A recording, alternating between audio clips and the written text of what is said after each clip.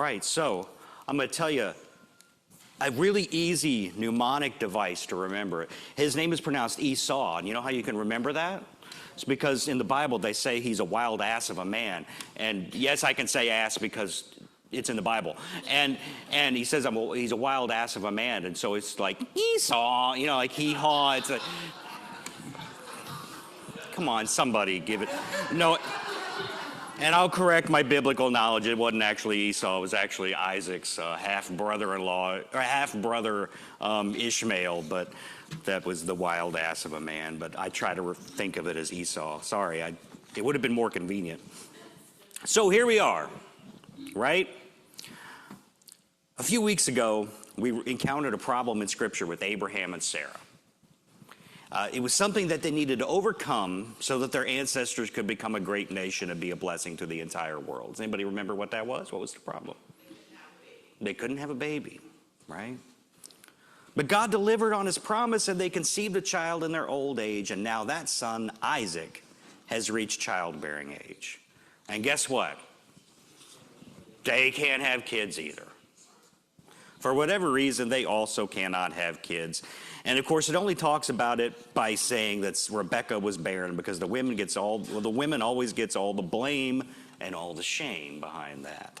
But we could save that for another sermon.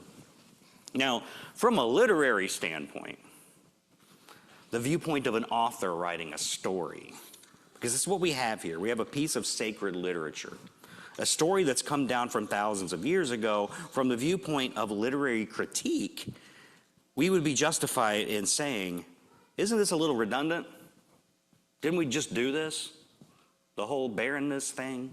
Didn't we just do this a few chapters earlier? Do we really need to do this again? Doesn't it feel a little lazy or uncreative? And that's fair, but I think the repetition is the point. What the author wants you to see is that the difficult journey from Abraham and Sarah to a great nation is not going to be easy. There are going to be new obstacles. With each generation, there's going to be new obstacles. And each time they're going to have to rely on God to get through it. And now this section marks a new chapter of the story. Abraham's story started off with a longer genealogy. Remember that Noah begat Shem, and Shem begat so-and-so, and blah, blah, blah, blah, blah. That's how it started off the story with Abraham and Sarah. So it's starting off again here. Well, the new section of genealogy is supposed to begin here, and it starts with Abraham there in verse 19, but it only gets one generation in. And then the whole thing already is faced once again with not being able to continue because you have no kids. This is where these genealogies that are really boring, and everybody likes to kind of just fall asleep while you're reading those genealogy sections. They're there for a reason, to show you this continuity that they're trying to build towards something. But alas, we already have a new problem. It's not going to be easy sailing for Isaac, nor will it be for the rest of the line of the coming generations. There's going to be new obstacles to overcome. Each generation will have their own challenges and their own story arc. All the time having to rely on God to get to the next generation. Starting now with Isaac and Rebekah. And actually, if you notice, the barrenness is relatively easy to overcome. Compared to Sarah and Abraham's story, here Isaac just prays for Rebekah, and voila, they conceive a child. So maybe this is kind of a fake out. It's like the author going, psych, that's not going to be the problem. We're going to have another problem. A little bit of a fake out there. Gotcha. Because this birth, though, will have its own problems. And God tells this to Rebekah after she notices that she was having twins and the two babies were already fighting. I know those of you with brothers and sisters, you understand. But this starts early, really early. God tells her in something of a prophetic little poetic verse, and you can't see it on the screen necessarily, but it actually is a poetry. It's indented in your Bible, showing that it's poetry. And because in Hebrew, it's clearly a poetic thing. And God tells Rebekah, 2 nations are in your womb, and 2 people born of you shall be divided. The one shall be stronger than the other, the elder shall serve the younger. The elder will serve the younger. Those of you with siblings, don't start trying to work that out and tell them, the younger sibling, that, or tell the older sibling, I'm the boss now. But that's not how it's supposed to work in the ancient world. The ancient world works on the principle of male primogeniture. That's your word for the day. Can everybody say primogeniture? Close enough. That word plus the word male means that the eldest male child is supposed to inherit everything, or almost everything, right? They're the heir. They're the noble one. Yet in God's prophecy, it says that the eldest shall rule, or that the younger will rule the elder. Surely that's metaphorical, right, in some way? I'm sure Rebecca is turning this around in her head, trying to figure this out. So the children are born. And the first one comes out strong and hairy, but he's not the wild ass of a man. That's actually Ishmael. So they name him Esau, which means hairy or rough. But right on his heels comes his little brother. Literally, as he's holding on to Esau's heel. Like he's just refusing to let his big brother get out first without a fight. Because he's going to be scrappy. He's a scrappy little dude. So they call him Jacob, which means heel. But it can also mean follow after. You know, the heel is kind of a metaphor for following after.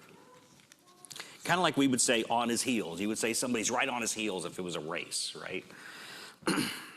So Jacob is right on the heels of his older brother, clearly foreshadowing a sibling rivalry that will be intense. And as the boys grow older, notice how different they become. Starting with the attention they get from their parents. Who is Isaac's favorite son? Esau, all right? Who's Rebekah's favorite? Yeah, he's a mama's boy. You have the manly Esau, and you have the mama's boy, Jacob. And hey, go a little further with the gender role things here, okay? There's a lot to say here as an open and affirming church. Esau's a great hunter, but where does Jacob prefer to be? At home. He's kind of a homebody, right? Not only that, where do we find him when Esau gets home from the hunt? In the kitchen. He's cooking. Can you believe that? That's women's work. Jacob is described as a quiet, homebody, a cook, a mama's boy. Can we detect a little bit of a predilection toward, dare we say, feminine qualities? Really interesting for this to be coming in the Bible. Now, you know, queer commentators of the Bible have noticed this. Along with Jacob later giving his son Joseph, you know, that fabulous, loud coat? I mean, seriously, there are things to this that people have noticed and said, oh, this is interesting. It's not actually. I'll tell you, it's not a stretch, because actually the word that is used for the fabulous Technicolor Dreamcoat is actually the only other time that word is used in Hebrew, it's referring to a woman's dress, which is really interesting. So we don't have to go too far with that. But I do think it's interesting to see that gender roles here are a little bit mixed up. Differently than what you would think. Not only Jacob, but later his son Joseph. And see, Jacob doesn't fit the mold, is the real point. He doesn't fit the mold of who's supposed to be the one that's in charge. He's not the firstborn. He's not the manly guy. But he is tricky. He's not the father's favorite either. But according to God's words to Rebekah, he's the one that will be greater, and he's the one who will be favored. But everything is really against him in this. Well, don't you worry about that whole male primogeniture thing. Remember, that's your word of the day, primogeniture. Don't worry that he's not a big tough guy, because Jacob found a loophole, didn't he? He's hanging out in the kitchen tent, cooking up a big old stew, and who comes in all sweaty and stinky from his latest hunt? but his big brother Esau. And of course, the big man's hungry, right? He's been out there working hard, traipsing around harsh terrain, looking for some big game to bring home to Dad. Of course, that's why he's Dad's favorite, bringing home the meat. So he tells Jacob, give me some of that red stuff, referring to his stew. And it's actually interesting that in Hebrew it says the red. It says ha'adom, give me some of that red, which is where he gets this nickname Edom, which means red, which is probably in Hebrew a crack on his intelligence, right? They're kind of giving him like cartoon caveman language, like me hungry, give me that stuff, you know, like it's primitive language. They're probably kind of making fun of it. So as you heard in the story, Jacob famously says, I'll sell you some for your birthright, right? This reminds me of the famous story about Robert Johnson, the blues musician, who, legend has it, sold his soul to the devil at the crossroads for his abilities to play guitar. Esau sells his birthright to that sneaky, scrappy little mama's boy, Jacob, all for a bowl of red stuff. This is kind of a funny story, really. Does this not remind you of like something Mark Twain would write about Tom Sawyer? It sounds like Tom Sawyer tricking all the other kids into whitewashing the fence for him and things like that. It sounds like one of those kind of stories. What a little jerk, right? I mean, Jacob kind of comes off as like he's kind of a little jerk. Or get this, was he actually just really smart? Was he actually working towards justice for something that was unfair? Right? Think about this whole male primogeniture thing. Is it fair? Not really. Leaves out all the other siblings. It leaves out females completely. Leaves out daughters completely. But that's the way things were for a time on end in the ancient world. It's simply the way things are supposed to be. This is a story from the Hebrew Bible, and the practice of giving most of your inheritance to your eldest male is absolutely supported by Torah law. Yet here we have one of the all-important patriarchs, Jacob, who will later be called Israel, and when his name is changed to Israel, who are the people called? They're called the Israelites. They're called the sons of Israel. That's what the children of Israel, Bnei Israel. That's who they are. So this patriarch cheated his way into becoming a patriarch. Is it possible that instead of seeing a sneaky little brat, we should actually see someone seeking justice for himself in an unfair system? Was this God giving a rebellious and mischievous spirit to Jacob in order to usurp an unfair human rule? Was this God giving somebody the wit to get past something that's unjust and unfair? Was God working with human cleverness to throw a monkey wrench into our ways? To create a loophole in male primogeniture? That's something that maybe we should be considering too. How do we throw loopholes into systems that are bad? How do we throw the monkey wrench into the system that's not working and clog it up? We have to create loopholes for justice and mercy. One of the best loopholes I've ever seen, forgive me if I told this story. I was asking Mariah, have I told this story before? Because it's a cool one. I feel like I've told it before. So if I've told you this story before, forgive me. But in Louisville, there's a homeless shelter called Wayside Christian Mission. And at the time that I was there, they actually had several sites, right? They had, and they still do. They have a women's shelter, and they have a men's shelter, and they have several sites across Louisville doing these different things. And it's providing all these services, including emergency housing and transitional housing to people who are unhoused. Well, they ended up buying this huge historic hotel, the Louisville Hotel, that's kind of in the middle of downtown. And as you can imagine, the city lost their minds. They said, not in our backyard. It's not even our backyard. It's our front yard. You can't do this right in the middle of downtown Louisville. You can't do it. It's going to mess up the tourism, and it's going to do this, and do that, as if the people weren't already there, right? But City lost its minds. So you can't have that homeless shelter right here in the middle of town. It'll draw all those people right into the heart of the city, damage tourism, and not in my backyard, and et cetera, et cetera. Well, about the time this happened, I was talking to the CEO. His name's Tim Mosley. He's still the CEO there. And he said, I got an idea. We're not going to open a homeless shelter. We're going to open a hotel, and the rent is a penny a day.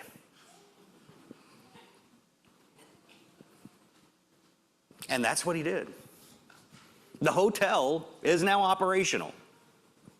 And in fact, they rent out the other rooms to others as well. I think, if I remember correctly, the way he was talking about doing it, one of the floors was going to be open, and they rent out a lot of the rooms often to people that are like in town because their family's in the hospital downtown or something like that, and they rent them a good rents, and the residents there help run the place, right? He was also talking about opening a coffee shop down where there was a little restaurant. I'm not sure if he did that or not, but the whole thing is run by the residents. What a great loophole, right? City said, no, you can't do that. Okay, I'm opening a hotel. These are the people I'm renting the rooms to. And that's a great loophole. That's being creative, being kind of sneaky, being kind of a brat, like Jacob. And I think it's cool to see, because, I mean, geez, when I was talking to him about this, it's between 15 and 20 years ago, and the place is still operational. It's still working. That's creative. That's thinking outside the box, and it's kind of breaking the rules, like Jacob. So leave you with one final tidbit of information that you never asked for, because that's what I'm good at. Earlier, we said that Jacob's name means heel or following after, right? Because he was like on his heels, right? Acheb, which gets changes to Akob, right? That's where you get Jacob. It's Akob. It's those last letters in the Hebrew that mean heel or following after. So what about that J? Where'd the J come from? You've got Akob. Where's the J? Well, in Hebrew, the name is actually pronounced Ya'akob. There's actually an aleph. It's a little guttural letter that goes in between. Ya'akob. The J gets pronounced Y because it just does. Okay? So it's Ya'akob. So Akob means heel, but what does the Yah mean? Yah is short for Yahweh, for the sacred name of God. So what Jacob's name, Robert Adler, who's a biblical Old Testament scholar and kind of literary critic guy, he says that the original meaning of Ya'akob probably actually means something like God follows after, or God is on your heel. God protects. So God is actually on Jacob's heel. That's what his name actually means. It doesn't mean he's on Esau's heel. It means God is on his heels.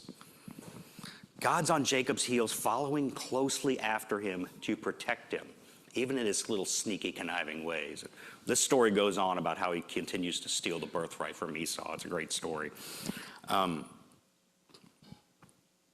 So despite his mischief-making and his sibling rivalry and his conflicts that he is going to continue having throughout his life, Jacob is a scrappy guy. His life is about conflict. God's following closely after him, though, and watching after him. He's on his heels the whole time. So closely that Jacob will have a wrestling match with God later on. If you know that story, save that for another time. But know that if we make mischief and create loopholes in the interest of fairness, the interest of mercy, the interest of equity, and the interest of justice, God will be following after us as well. God will be on our heels, protecting us. Good trouble, I think the civil rights leader, John Lewis said, right? Good trouble.